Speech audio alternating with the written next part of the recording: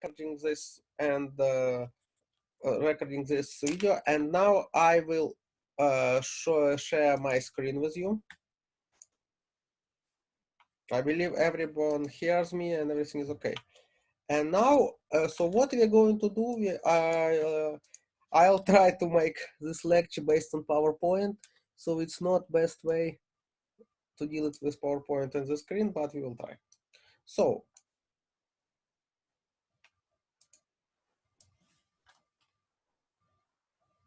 that's what we are going to do. Okay, so first of all, first and foremost, what I want you to remember.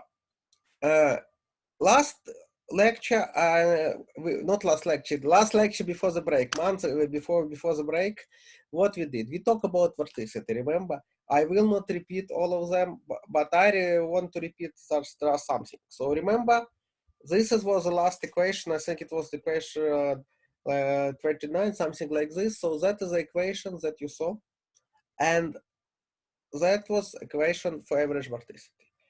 I will not derive it again. You have it in your textbook, you have it in your notes. But what I want you to remember here, so how we arrived to this equation and others. So again, like we did, we consider classical decomposition. Vorticity is omega, right? So we split omega in omega average and omega small, which is fluctuating term. Again, like we always did, we use momentum equation, we average it, and then we extract average equation from the mean equation, and then we come to these terms, right? Left-hand side shows actually material derivative, substantial derivative, how we call it, and right-hand side terms show different dimensions. Yeah, again, I should apologize. In this screen, I will use the same destinations like in your textbook. So for U small, I will not use wave here, like exactly like in your textbook. You remember why I used waves on U small in the class? Because I wanted to make difference between small U and capital U. When I type it here, not right, the difference is seen, and it was really problematic to make it U wave in each case here to change it. So please understand it, please consider it. And again, I type formulas. I was going actually to write formulas on some kind of tablet such that you follow me. I practiced with one of my students, and it did not work out properly. Because tablet is quite small, I should clean it very often, and it's much worse than in the class. So let's use this way. So here is the equation, okay? So remember, what are these terms? So term 1 and 2 is what is material derivative, it's unsteady term and convective term. And what are terms on the right?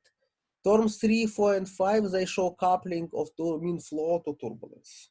This one, and this one, in terms of vorticity. Term 6 is turbulent stretching, okay?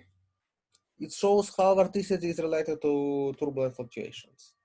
Term 7 and term A, they show turbulent transport. In fact, how we split it, we call it turbulent, sometimes we call it turbulent convection and turbulent dissipation. And last term shows viscous dissipation, term number 9. That we did, and again, you will have all these slides, you have your textbook, everything is there. Now, what about if I ask you, so which of these terms are large, which of these terms are small? What will you say? Can we estimate by order of magnitude which of these terms are important in general, are not important? To do it, let me present the following table. I do it through animation and you will see. So let's estimate them. So what is term 1? And how I estimate each term, how we can take it. So I recall U prime, it's root mean square velocity of turbulence. L is integral scale. Lambda is Taylor microscale. And you definitely remember that lambda should be much less than L.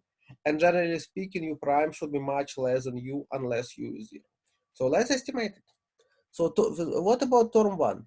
Term 1 gives you, and term 2, what is it? If you estimate it, you will come to the following.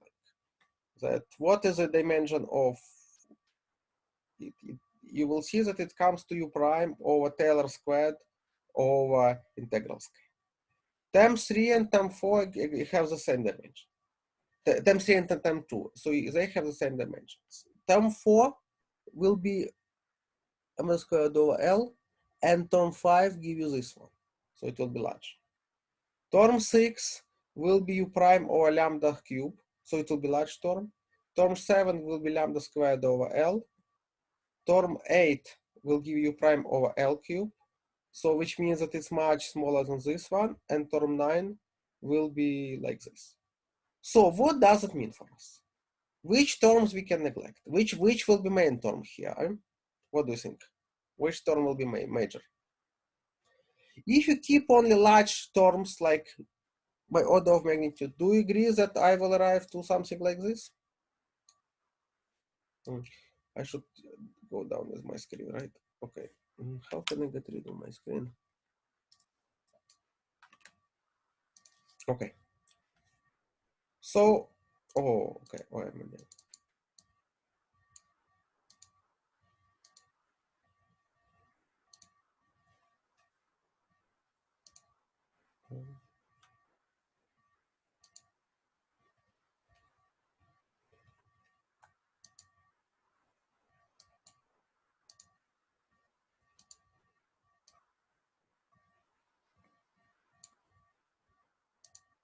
I try to find the best way how we can do it.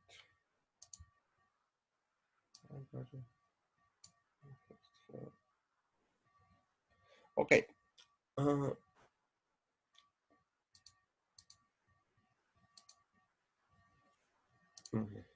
Okay, let's do like this. Okay, so basically, this is what we have. And what we have here, in the left-hand side, we have unsteady term plus non-homogeneous term. And on the right-hand side, what will remain? Will remain the term with viscosity and the term with viscous term and the term related to viscosity. Okay, so that it is. Now, what are classical approaches? Our classical approaches is the following, that we have statistically steady homogeneous turbulence, right? What does it mean that, I recall, what does it mean for us that we have homogeneous turbulence? It means that whatever way you proceed, it does not change. So d over dx terms will be 0. So for homogeneous turbulence, you will get rid of the left of this term, you see? For statistically steady turbulence, you will get rid of the first term. So what will leave, it will be like this. And you may also see there is a typo here. It should be bar value at the right hand side. It should be. So basically, if you consider classical statistically steady homogeneous turbulence, that our classical approach, you will see that only right hand side left, because the left hand side will go out. So you will see that this omega term, which is whereas term 6 will be balanced by term 9. So it is only term 6 and term 9 which will remain, and they should be both positive. That it is. So that's what I want you to remember. I don't want like to recall everything we talk about vorticity, but that's what was missed at our previous lecture that I want you to see. Now, let's proceed more. So let's assume now, I hope that you know basic theory. Let's assume we did it. So, what's the next? Now we'll talk about some examples that we can consider. And here are our examples. I'm sorry, something goes wrong. Yeah. So what examples we are going to talk about? We are going to talk, so here you may see some examples. We will talk about two-dimensional turbulence. Here it is. When you have channel, two-dimensional channel with fixed viscous walls, and you have some profile, pose like profile like this, that we'll do right away. We will talk about jet, about wake, when you have like bluff body flow around it. We'll talk about laminar and turbulent boundary layers, and we'll talk about specifically also jet flow like this, and that will be separate story. Maybe I will not have time for this today. Maybe I'll talk about this on Thursday, but maybe we'll start. So let's talk about boundary layer first. Let's talk about it. So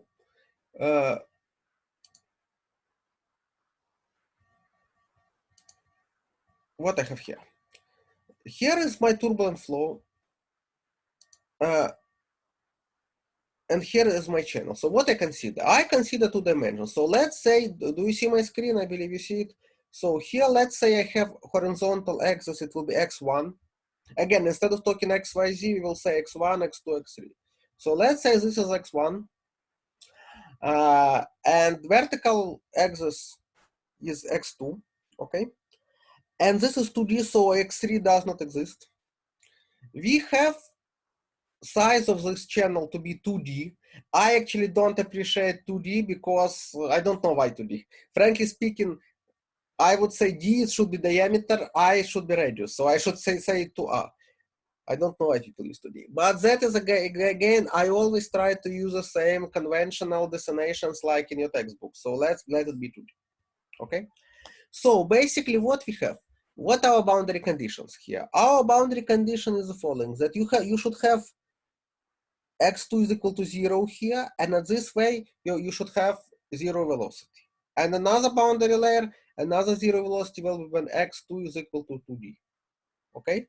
And otherwise, we have velocity profile, and this is its plane parallel flow. So we say that u1 is velocity in x1 direction, it will be function of x2, average velocity. Does it make sense for you? That's classical configuration. And okay, at that point you may say, well, what do you talk about? There is no 2D turbulence, 2D turbulence is classical three-dimensional structure. Okay, that's what we are going to show. And what we do now let's employ our equation that we used before. Let's employ this equation to this particular configuration. Okay, and that's what we will do now. Okay, so what equation can I write? Continuity and Navier-Stokes. Okay. How would this equation look like in our case? So if I don't have dimension 3, imagine, so U3, X3, it's axis which is perpendicular to your screen, to your plane, and which looks like towards us, towards you and toward me now. So what can I say? From continuity equation, I will have the following. Do you agree? Yeah, because there is no this axis there. It's not balanced. And Navier-Stokes equation will look like this. And what I did here, I employ eddy viscosity model. So I replace turbulence by this. Well, I don't replace yet. I still have this rho uj ui term. This is Reynolds stress, but we will get rid of it. So what I'm going to do, so what you see here, this is my Navier-Stokes equation, okay? Average Navier-Stokes equation with turbulence described by Reynolds stress term. Let me write down this equation for all three directions. Now they're really different. It's important to write down. Let me write down it for direction I1, I2, and I3. So I just show examples. People ask me many times, and that's a really good. How we can employ basic theory. So here it is. You can employ this equation. You can write down this equation for particular configurations. Now we employing this for 2D channel. So if I is equal to 1, what does it mean? I talk about axial direction, x1 direction. So what will happen with my equation? Let me write it down. Here it is. Do you agree that what you see, it will be my equation? Let's call it equation A. Why it will be like this? Because at the left-hand side, I will have 0, right? I don't have ui anymore. Because you, from here. So I will have dp over dx1 plus viscosity term 1. Give me this term related to stress. So I can rewrite it like this. I will write that mu is given by this minus this. And this is my equation A. Now, let me write down this equation. I should also write actually pressure with weight term. Here it does not matter, but in principle, we talk about average pressure. Now, write down I is equal to 2. What we'll have here? Again, similar story. Now, this will be my equation, but I will not have mu terms here anymore because I will go out when I have this direction. So here is it. This will be my equation B. Right? And I rewrite it like this. And what about if I is equal to 3? If I is equal to 3, it's very simple. Everything goes out. You see, U3 average is 0. divergence is 0. So I simply have that dp over dx3 is 0. It means that pressure will be just linear dependence on scale. So derivative of pressure is 0. You can follow it yourself. You don't have time. Just please realize. Now, what can I do? Now I'm going to combine these equations to one big equation and see how different dimensions go. So what will I have? Let me write down equation B. So this is my equation B, how it is. And now it's function of x2, so can I solve it? Yes, I can solve, and you may realize that if you solve it, you will come to the following equation. You can integrate it, and if you integrate, it will be some constant, and based on boundary condition, it will depend on value of the wall. Now, I will substitute this value. I will substitute this value into equation A. So this solution that I got here, I will substitute into equation A. What will I get? I know we cannot show all the screens, but I will send you and pause the slides so you may realize. That's the difference between when we're in a class, you copy me, and then you can see all the questions and new equations. Now I cannot clean it, I should open next screen. But what you realize, I recall what we do. We write down Navier-Stokes equation in direction 1, 2, and 3, okay? Then we solve equation B in radial direction, and then we substitute equation B into equation A, which is axial direction. So we will come to the following. That will be our equation. Look here, what I have. So basically what I want to see here. Here I have equation with respect to x2, okay? And p wall, it's a value at the wall. And here I have equation with respect to x1. So can I rewrite it like, so what can I do? Can I rewrite my equation like this? I just simply rewrote it like this. So what is nice about equations that you see here? Two things. That left-hand side is derivative over x1. Do you agree? And right-hand side is derivative over x2. Yes? So what does it mean? Do you agree that left-hand side actually should not depend on x2? And do you agree that the right hand should not depend on x1? So that's a key point of this transformation. So I am able to see from one equation, I am able to solve them separately because they are constants. Well, not full constants, but left hand side is constant with respect to x2. Right hand side is constant with respect to x1. And what I'm doing here, I replace, this is my shear stress. So basically that's how we define shear stress. It's happening, and shear stress tensor by definition is this one. And now you may realize how it happens because it's coupled to pressure torque. So what is shear stress? It shows you viscous torque multiplied by gradient of by dissipation of U1. And that's understandable. If you have a flow, because of dissipation, you stress it. And turbulent stress. So basically, shear stress is a combination of laminar and turbulent stress. So I'm rewriting it like this. So let me introduce tau as this value. So what I will have here, I will have left this equation. So, and I solve it separately. So what does it mean? I can say that my left-hand side is equal to right-hand side and is equal to constant. In fact, I can say it like this, if you want. I'm here. Yes. So basically, I can say that.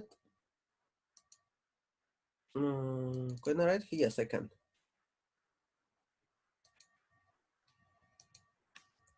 I can write. Oh my God! I'm sorry if it doesn't work out. I'll try to write it here.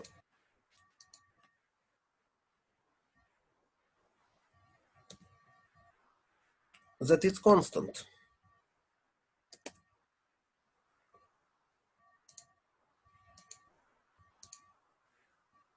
So otherwise, I can write that what I can get from here.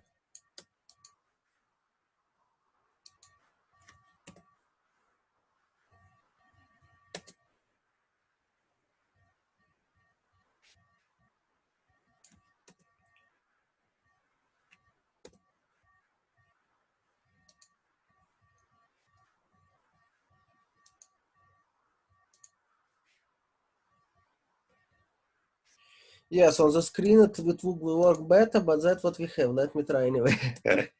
Okay, here it is. But here it will be more illustrative to show it like this, I believe.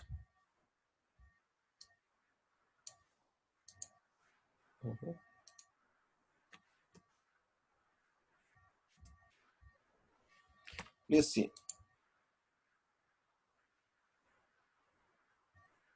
So I recall we come to this. So that's the equation we are solving. So basically, please realize why it's like this. So if left hand side is 0, that's how it should be. So if I can use a notation, right? Okay, yeah. Okay, very good.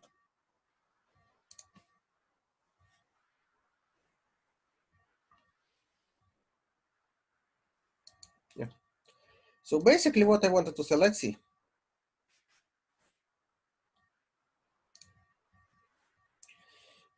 If I have equation like this, here is my equation. Do you agree that let's see, my left hand side is a function of x1. Right hand side is a function of x2. When may it happen? Do you agree it may happen only if both of them are constants, correct? So I have like this. And what does it mean? That I have two equations, left and right. And I can solve both of them. Do you agree? I can solve both of this equation. And how I will solve? If I solve equation with respect to x1, this will be my value for pressure at the wall. And right hand side will show me stress tensor as a function of this value. Do you agree with this? I solve them separately. This is like linear combination, right? If I have dy over dx is equal to a, it will be ax plus b. That's what we have here. So what is this? On the left hand side, I say that my pressure, mean pressure at the wall, should be some alpha plus beta, alpha x1 plus beta, when alpha and beta some constants that we can define later. And my stress tensor is what? It will be this value, pressure gradient of x2, plus what? Plus what is TW? It's a value at the wall. Because at the wall there is no pressure gradient. So now, how can I find these values alpha and beta? Very simple. Let's employ boundary condition. Remember what our boundary condition? What our let's slow down.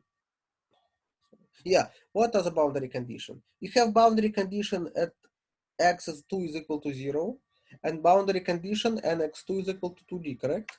So let's employ these boundary conditions now. Here it is. At the bottom, let me actually, what maybe I can do here, I can copy it here and to show it better for you. Yeah. Okay. No, that's not the screen. Here we are, right? Okay. Yeah. So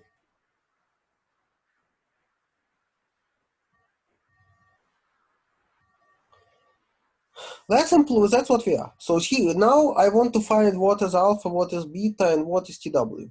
Let's do it. At the bottom line here, what is x2? X2, if I take, if x2 is 0, so if I'm here, what will I have? It will mean that my velocity should be 0. So I will have that at this point, t is equal to t wall, and that will be my equation, how I can couple t wall to this pressure. Now, if x2 is equal to 2d, what does it mean? If x2 is equal to, it will mean that my t, so I'm here, I'm up at the upper boundary here. So again, what is my condition here? That my velocity should be 0, and you may realize that here I will have that t is equal, so you may see, if x is equal to 0, I get rid of it, so I have t is equal to t wall. And from here, I come to this equation, right? If t is equal to t wall, that will be t wall over d Howe count. Now, if I have the x2 is equal to d, I will have the t is equal to minus t wall, right? And t wall will be like this value. So that's how we have. So basically from here, what does it mean for us?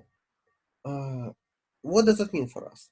We are able to couple stress tensor to pressure and vice versa. That's how they come.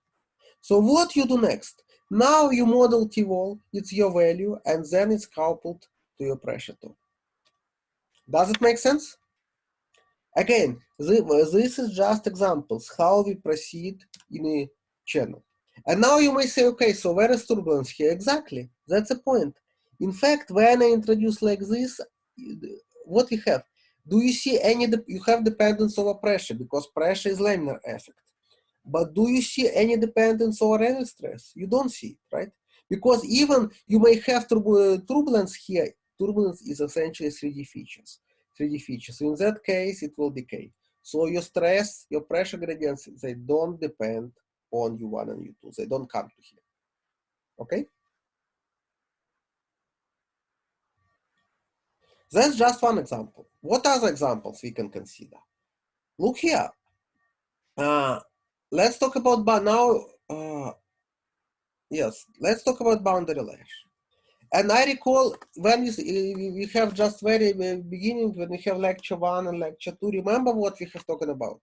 We talk about laminar boundary layer and turbulent boundary layer. You may recall lecture 1 if you have your notes. And based on dimensional analysis, we realized from that side that they really look differently. Very differently. Why do they look differently? The answer was quite simple. They look differently, simply, very simply. They look differently because of what? Because how we come to equation for boundary layer? We have characteristic convection time and characteristic diffusion time. And for laminar flow, we calculated that characteristic diffusion time was based on laminar flow, based on mean velocity. But when you had turbulence, it was turbulence which controlled transport properties, and your laminar layer will become a function of U prime, of turbulent velocity. So it shows different dimensions, different relations. Now we recall it. So let me consider laminar boundary layer. So what does it mean, laminar boundary layer? So I have the flow near the boundary, and here, and I want to express, I want to recall how delta, the width of boundary layer, will depend on characteristic length scale. If you actually, if there's a characteristic, I mean length scale of boundary layer, how delta will be. So how we can do it? Again, write down continuity equation. That's your continuity equation, okay? Now it does not matter if it's bar value, not bar, we talk about laminar boundary layer. Let's write down Navier-Stokes equation. You all remember it, right? Here it is. Again, it's we don't have so dimensions here, it's a boundary layer. In that direction. What next? And actually, also remember what will happen. Because of conservation, because of Bernoulli equation, I can rewrite this term actually as follows. Also, okay, it should be 1 over density here. Why? Because pressure gradient does not change. So next, I will write Bernoulli equation. Everybody remembers what is Bernoulli equation? Actually, Bernoulli equation is actually it came from integration of momentum. Remember, if you have a pipe, so there is integral value which is conserved. So basically here it is. So if you have like a pipe, like a flow, I can say that my pressure plus kinetic, like specific kinetic energy, what is it?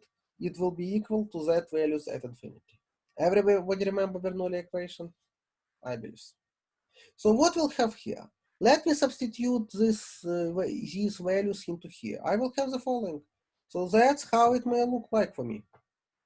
This will be velocity terms here. Okay? That is my equation. Now, what will be boundary conditions in my case? Here they are. So I can say that my velocity here is equal like this. So I will have some specific value for the velocity profile.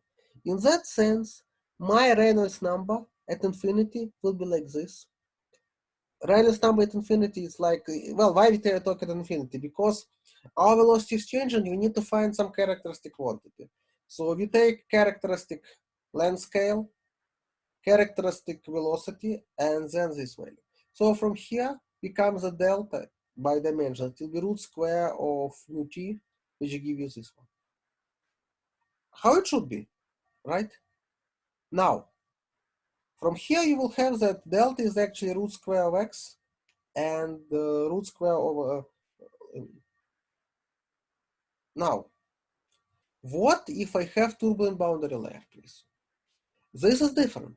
That's how turbulent layer looks like. So let's say here I have my d, it's characteristic length scale, and here is delta is a characteristic width of this boundary layer.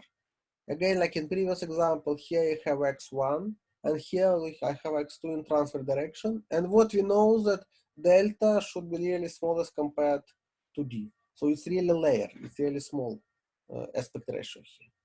So again, let me write down continuity equation and Navier-Stokes equation. So here will be my, if I talk about mean flow, here is my continuity equation.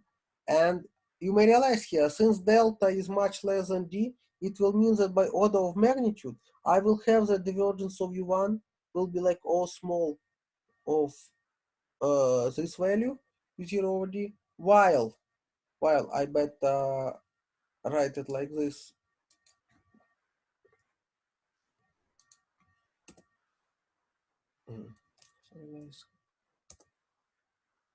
Yeah, I better. Sorry.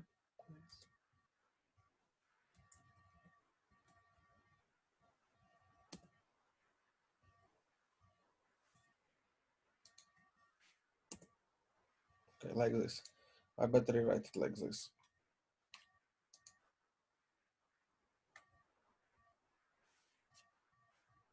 So here it will be. So I will see that on the one hand, so u1 over dxn is like O capital of this ratio. So from here, if you integrate it, you will have that u2 will be capital of u0 and delta over d. So which really makes a difference. So delta is less what you will see from here. So you will see that delta over d is quite small. So what can you say about this value? You will see that u2 would be really much smaller than characteristic velocity u0, which is given from here. Let's write down Navier-Stokes equation. So again, let me write down Navier-Stokes equation in two directions, in x1 and x2. That is in the direction x1, that is in axial direction. And here these values are big here, remember? Yeah, and you see is u1, uj here. J actually goes through 1, 2, 3 here. x2, so I will have the same for two direction, but remember that u2 value is smaller here. So if what we will have here, definitely if you combine this, what I do now, let me summarize this plus this. What will I have? I have this one plus this one. It gives me this value minus like this. And also note that d over dx1 of this value will be about to be 0. Why? Because really, what is u1, u2? Its dissipation rate, and in x1 it almost doesn't change because it's boundary layer. So here is my equation. So now I want like to develop something from this equation. I want to solve it. What can I do? Again, sorry, so I cannot keep this screen, both slides on your screen, but you may realize what we did. So again, I wrote continuity equation and estimated different terms, and I wrote Navier-Stokes equation actually for both axes separately. That's how we employ to this example. So what you will see, now I will combine this equation. What will I say? If I will have the following, right? That equation was here. And now we know that the pressure gradient at infinity should be 0. We get why? Because, well, if it was not 0, it will mean that pressure is generated from nothing and you will violate conservation. So now what we do, let's employ the simplest model if we have. Remember, it's eddy viscosity model. That's the first model we introduced in the beginning of February. It was beginning of chapter 4, right? Eddy viscosity model. So what happens if I include very viscosity model here? I will have the following. Let's say if I is equal to 1 and j is equal to 2, here is it. So definitely for eddy viscosity model, I will not have second term, and if I is not equal to j, this term will be 0, correct? And you may realize, so what happens if I is equal to j? If I is equal to j, let me play with the screen again. I want to annotate. Yeah. So if I is not equal to j, what we have? If we don't have this term, and these terms are symmetric, so we have u1 or x2. Okay, that's what we'll have. Now,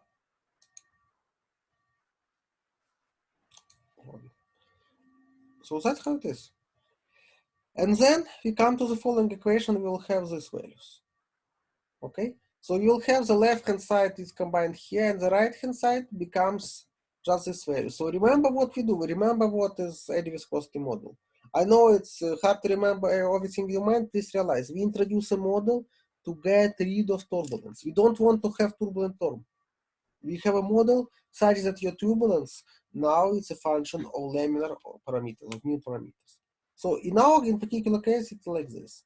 Now, and here we also will have this value because of this value, the viscosity model should be quite small.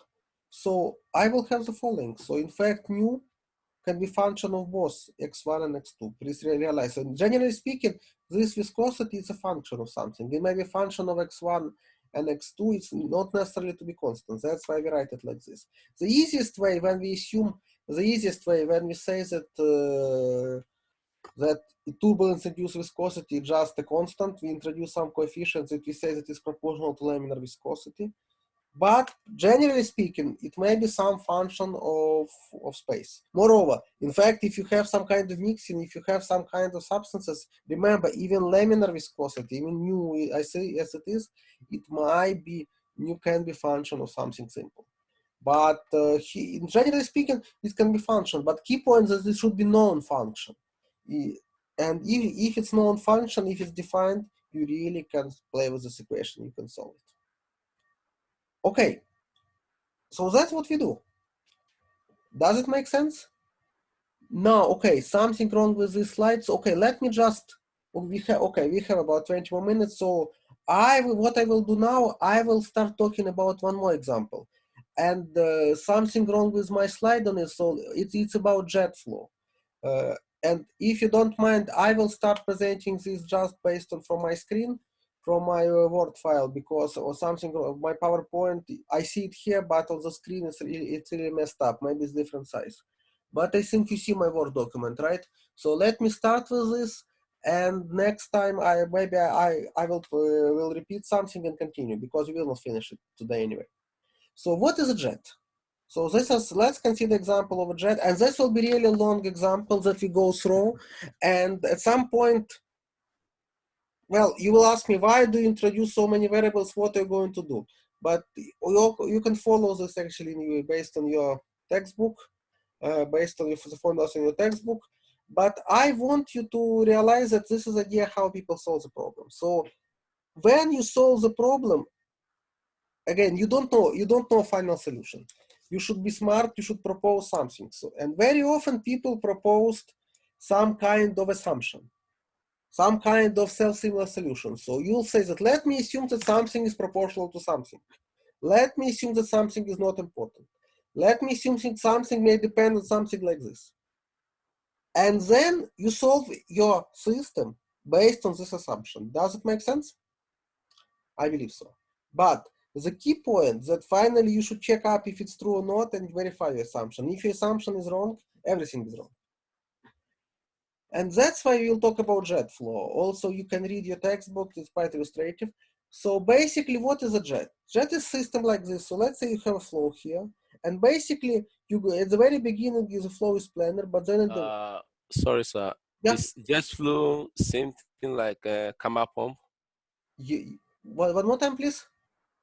I mean camel pump. Like there's a von Kamel pump. I mean, the diagram you draw looks like von Kamel pump. Yes, it is. I'm just asking. Yeah, Okay. yes. So, but yes, so yeah, but that's good comment. So, please, what happened here is the following. So we have this flow. We have so flow propagates generally in direction x1, but because and let's say x0 its initial position when you start, right? When you go out of some kind of wake, out of some kind of pipe, out of flow. let's say here is entrance.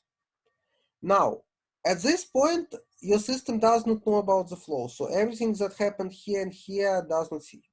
But when the flow propagates, because of continuity equation, because of divergence, definitely you will have some flow in radial direction as well. And so what we are going to do, we are going to describe it. So what we do? So first of all, let's say that. So let's introduce, and I will introduce many variables. Let me introduce one of the variables. I'm sorry, something on my screen appears all the time. So let me introduce like scale invariant dimensionless variable x, which will be x2 coordinate in radial direction over axial coordinate. And axial coordinate will be x1 minus x0. Why x1 minus x0? Does it make sense? Because x0 when you start here, because it's already scaled, it's fixed coordinate. While in x2 is coordinate is 0 here. So then generally it's like x2 or x1. And basically in analytical fluid mechanics, very often you have this kind of scale invariant parameters. So we introduce this variable. You may say, okay, why do you introduce this variable? Because I assume and I want to show, okay, I assume and I want to show that's my solution, my turbulent and laminar parameters, my flow, my random stress will eventually be some kind of function of this value x. You say me, how do I know? I'm not so smart, but somebody who did it decades ago was smart enough to suppose like this. Ideally, why? Because we look for dimensional analysis. We want to find some scale invariant problem to solve the equation. So let me introduce this parameter. Of course, now there is no animation here. It will be good if it animate, but let's go from here.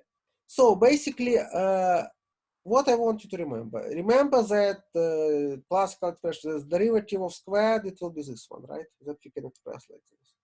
That's what we are going to use. So let me write down exactly like I did previously for this boundary layer. This is my equation. Let me write down my Navier-Stokes equation. And you may realize you will come to this equation. It's exactly what I have here. Do you agree? So this is my equation. So here it is. Here it looks like. Or I can write it like this. Now, like this, like this. So that's what we combine here. Because why is like this? Because remember that if you take derivative of u2 or u1 and decompose like this, you exactly come to previous. So why do I do like this? I will show you. So first of all, I want to, in this equation, I want to calculate the mean flow. So basically, if you combine these terms, we come to this equation, what you have here. So all the equations on the left-hand side are laminar, okay? All the terms on the left-hand side shows laminar flow. The term on the right-hand side, it's your turbulent term. So it shows how turbulent influence your laminar properties. That is a couple. What I do next, let me write down my continuity equation. And now what I want to say, what will be my flow? If I take this value, let me integrate the flow over the radial axis. So my specific momentum flux will be like this. Do you agree? It will be u squared dx2. That's how we do it. It's just my momentum. And if I integrate momentum, I can do it like this. And let's see, from minus to plus infinity, this term will give me 0. And that's it is. So I will have that my specific momentum flux will be function of x1 only. I'm sorry, it will be function of x2 only. It will be not the function of x1. So, and that's it should be, because if momentum is a function of x1, what does it mean x1? It will mean that your momentum is changing with time, which should not be. Now, what I do next? And maybe from this point I will start at next lecture. I introduce, as I said, so I will look for my for my solution. So I say like this, let me assume that my u1, my mean velocity in axial direction, will be given like this. It will be some function of my variable x over this value. Why it's like this? Well, it's hard to predict, but I will tell you why. Because first of all, people try to look for a function or bidimensional analysis. If you just look function like f over xi, you will never come to self-consistent solution. If you look linear dependency, it won't work as well. So basically, I recall we introduced value xi like this, okay? We introduce this value, and then you look for u1 as like this function. So what will you do? Let me substitute this function in my equation with u1 where it is. It is here. And then you take derivative. So if this is u1, what will be derivative of u1 over u1x? You just take derivative, it will be this one. Everybody understand how this equation looks like? Right? It will be df over dx over x1. It's derivative of fraction. What is derivative of fraction? It will be denominator squared, and here you have f derivative over denominator minus denominator derivative over f. That's what we are writing. Everybody understands this transition? So here, and what is this? I can, if I take it the system out of it, that's what I have. Because root square comes here, and I will take x minus x to 0, then it comes here to c. Because because remember, this is x minus x0 minus 3 over 2, that is minus 1 over 2. But what if I multiply by divided by this value? I will come to value c, correct? That's how it is. Remember what is c? It's this one. That's how it is. So then I have this equation. Okay, so I have this value. Please realize I don't know u1 yet, but I assume that my u1 obeys the following equation, that f is some unknown function, and I will be looking for this function. If it's like this, I can take derivative, and then I will substitute this equation into the continuity equation. Here is continuity equation. So if you see, if I know u1 over dx1, can I find u2 from here? What will it be? Definitely I can find, because from here I will have that what? That u2 will be, what will I have from here? I will have that u2 will be integral over x2 over this value, correct? So let me copy and paste it here. If I have this equation, and if I have my continuity equation like this, you don't need actually brackets, but it's okay. So do you agree that I will come to this equation simply? It's from continuity equation, correct? So you can write it like this.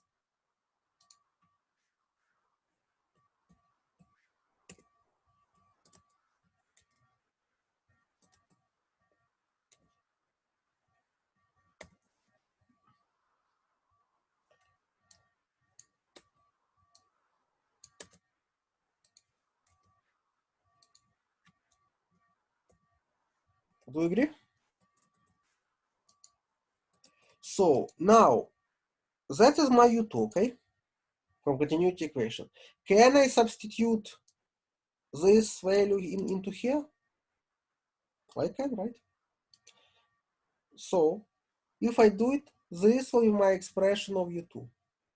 And here, well, that's how I integrate, and where x2 wave is just this parameter. So if I do it, I will come to the following equation for u2.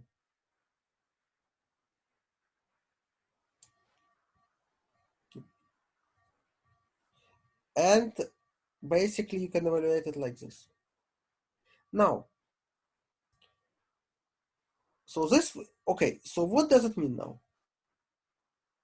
This is my u2, okay? So it looks like I have expression for u2. Again, please realize, I don't know function f yet, I don't know it. But in spite of this, even I don't know it, I know how this u2 is coupled to this function f. And I know expression for u1, right? I have expression like this. So now, can I substitute these both expression for u1 and expression for u2? I substitute them into Navier-Stokes equation. If I not Navier-Stokes equation, we call it pseudo Navier-Stokes equation, into this equation, into equation when you already have this model. When I do it, I will come to the following. I will come to the following equation. Do you agree? So now I have combined equation, and what do we have here? We have variable c and we have some function f, and that's what we try to solve. Well, potentially, and yeah, also there is turbulent tone. So what we do next? So we still have turbulence here, correct? That is what you have. So let me introduce another function. You're laughing, but let me introduce function like this. So let's say I will, so what is U1, U2 typically? It's a Reynolds stress, correct? It's viscosity term. So I will look for this solution U1, U2 in this form. I will have it like, I will have it as follows. I will have it like x, some function of c. I still don't know this function scaled by this value. Okay? Then I can substitute this term here and we'll calculate the dh over dx will give me this expression. It will be integral differential equation of this. And if I integrate it, here I will come. So in fact, what happens that I combined function h, I combine function h with these other functions. Does it make sense for you? Here you may say, okay, so why did you do it? So why did you need so many variables? Okay, because now, if I know this function, I will know f, and vice versa.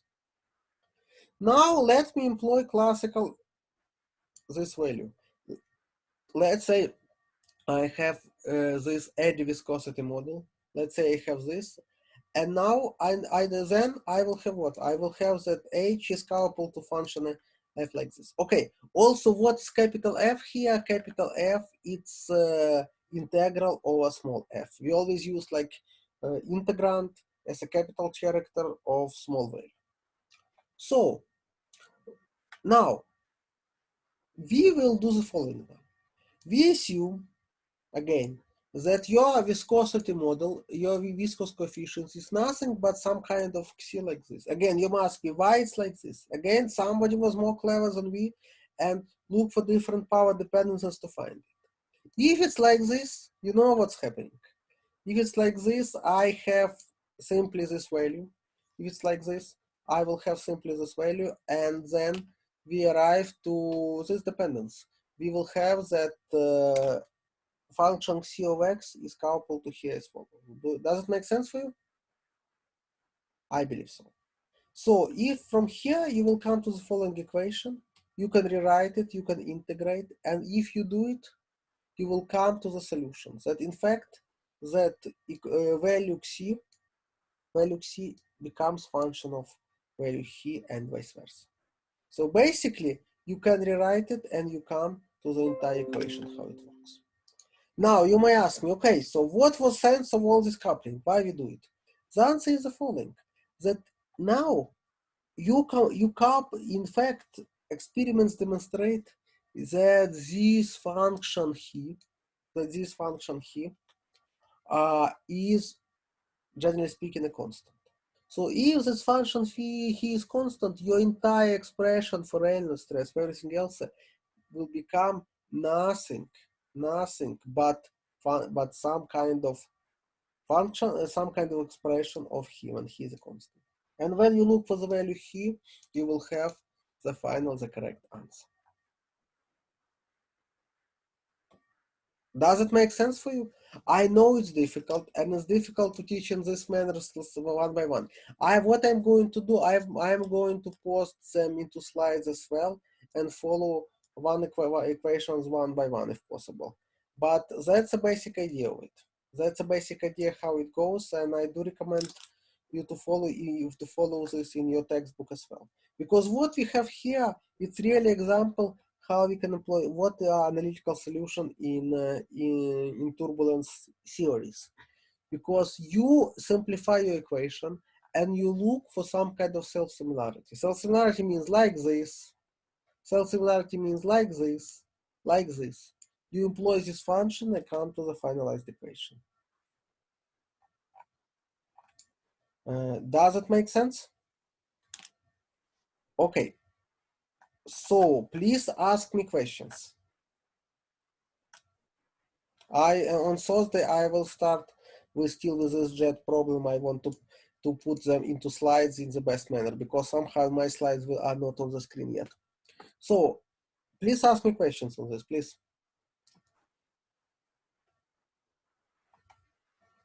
Nobody understood nothing and everybody understood everything. Okay, so what I'm going to do, I'm going to revise slide and post them. And also I have record of our today's presentation, so I'm going to post this record. So it will be stay there and you can follow it, you can listen to it, and you can repeat it several times to go again. Okay, so any more questions, please?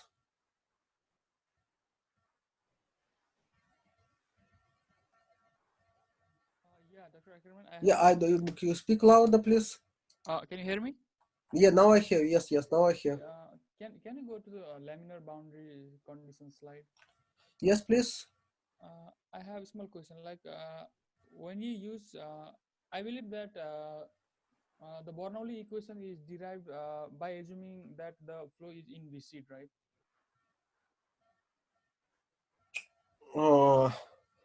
I believe so. Yeah, let me think. I believe so. Yes. Yeah.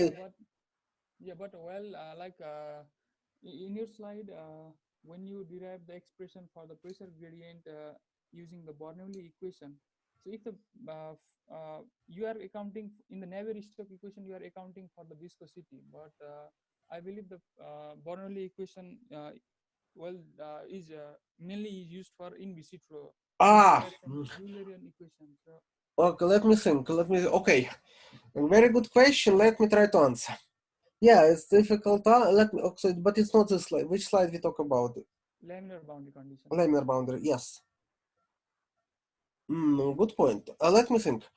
But wait, no. No, Bernoulli equation is not here, right? Where is Bernoulli equation? For boundary layer. Yeah. Let me find it. Yes, here is. Okay. Okay, I see what you mean. Okay, very good. I think the answer is the following.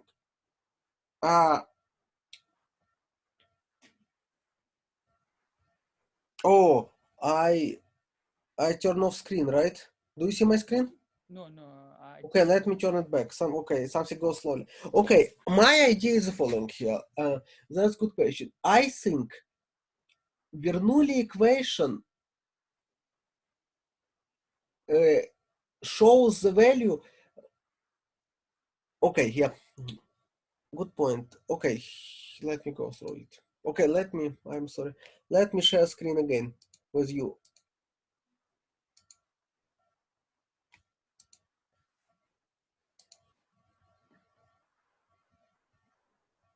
Yeah, that relation actually, the particular one. Okay. I will try to explain something, but I apologize if I'm wrong. But I think I used to discuss it before. So see here. So in principle,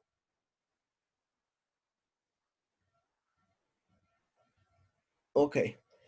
So Bernoulli equation is the following. So when you derive Bernoulli equation, ideal Bernoulli equation in viscid flow, then you have conservation. So you have this term plus is equal to this term and they are constant, right? Yeah. Okay. Because no viscosity.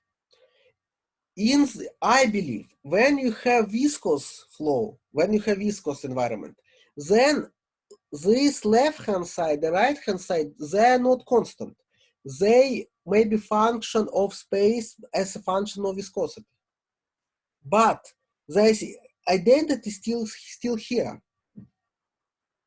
Because you have conservation, isn't it? So I believe you should have the same term in the left-hand side and right-hand side.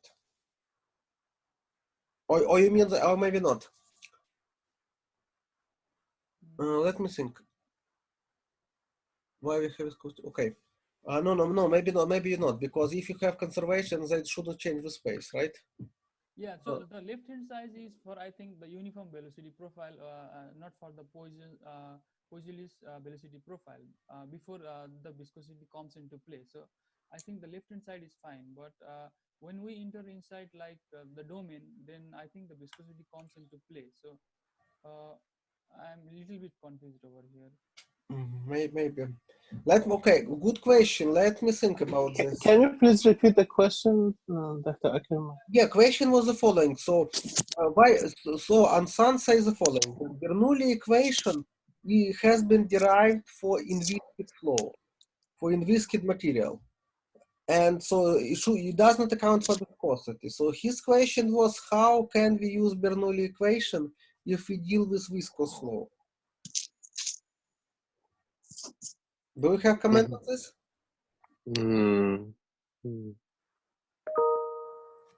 Not yet. But that's good question. Let's think about this. Let's think.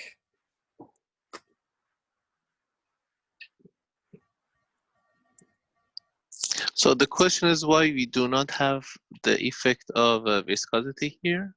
No, why we can employ Bernoulli equation when we have viscosity?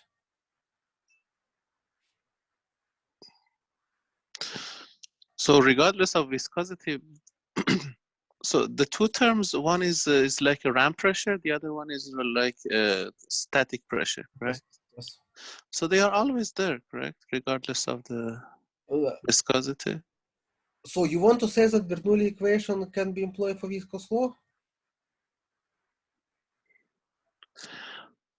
For example, in magnetosphere, with that we assume there is no viscosity, we still have this equation. No, we say you misunderstand the question. It's vice versa. Oh.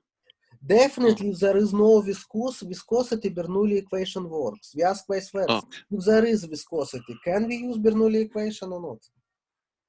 Because Bernoulli equation has been derived for in-viscous flow. Or not? I think so, right? That's a good point. We should actually look at this.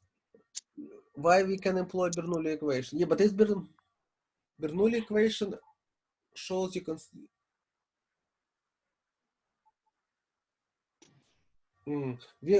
Okay, we should think about this, I believe, right? Yeah. I recall we did the same thing in MAE 532 when we were looking at boundary layers. So maybe we'll go back and look at the notes and see what the reasoning was. But did you count for viscosity there? I think yes, viscous flows, right? Yes, we did. What I'm saying is we used the same arguments that you're using here. And so I'll go back and take a look at the notes. Maybe there's a good explanation.